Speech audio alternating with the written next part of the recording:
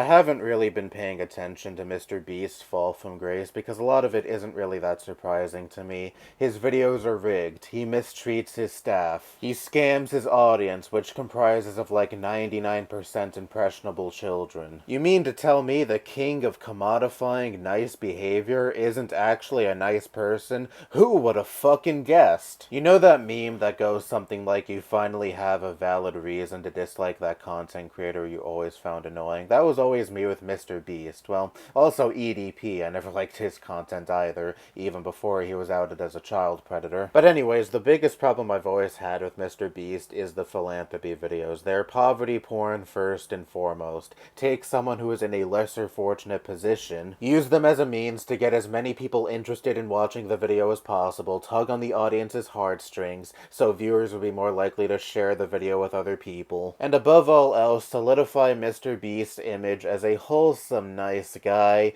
who would never do any of the things he has been exposed for these last few months. There has always been the implicit goal of MrBeast being the one who benefits the most from these philanthropy videos. And since, like I said, MrBeast's audience is probably almost all children, it sets a harmful precedent that you too can be philanthropic, but on top of that, you can gain notoriety and make money off of your good deeds. And I know some people are bound to take that the wrong way. What, you have a problem with MrBeast making money? Maybe you're just jealous of his success. I don't have an inherent problem solely with MrBeast making money off of his content. So long as capitalism is the economic system we live under, everything will be driven by profit motive. It's the commodification of just simply being a nice and charitable person that I don't like. MrBeast doesn't just simply want to be a charitable person because he has the resources to do so, but his first and foremost concern when making these videos is, how does the lesser fortunate person or people make good content? And how do I look as good as possible in this video? Because it shouldn't just be the people I'm being charitable towards that's the focus of this video. I'm still the star of the show at the end of the day. It's predatory content that hinges upon the economic and social disparities in this society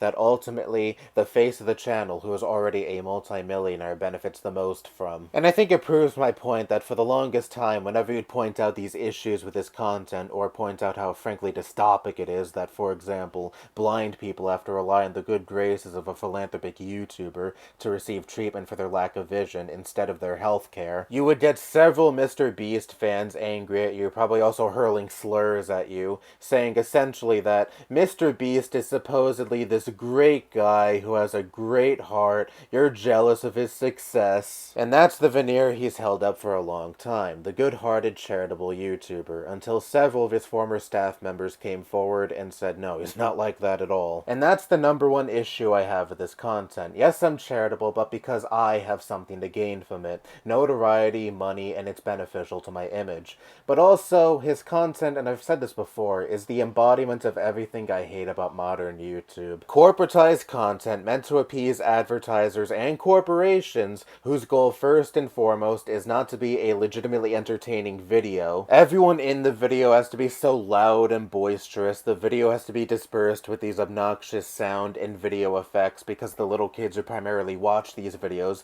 can't go more than like 5 fucking seconds without something visually or audibly stimulating. And even if MrBeast himself loses relevancy, you have a million copycats on YouTube doing exactly the same content he does, hoping one day they get to be the next MrBeast. And they all have the same goal as MrBeast. They're not concerned with making actual good content, but rather being content mills where every video they upload has the same goal set, being the next viral sensation, and raking in views, subscribers, and most importantly, money. This is what YouTube has been for a while now. It's not about expressing yourself and making content you genuinely enjoy making, but rather making the content you feel will get you the most attention. Obviously, this mindset long predates MrBeast's channel, but since he is now literally the biggest channel on YouTube with over 300 million subscribers, or something insane like that, his channel is now the current embodiment of the attention-seeking slop this site is infested with. He has literally said in interviews that every video he puts out on his channel is meticulously planned to be the next viral sensation. So when so many other people seem to be so shocked and appalled that MrBeast isn't the nice guy he postured himself in his videos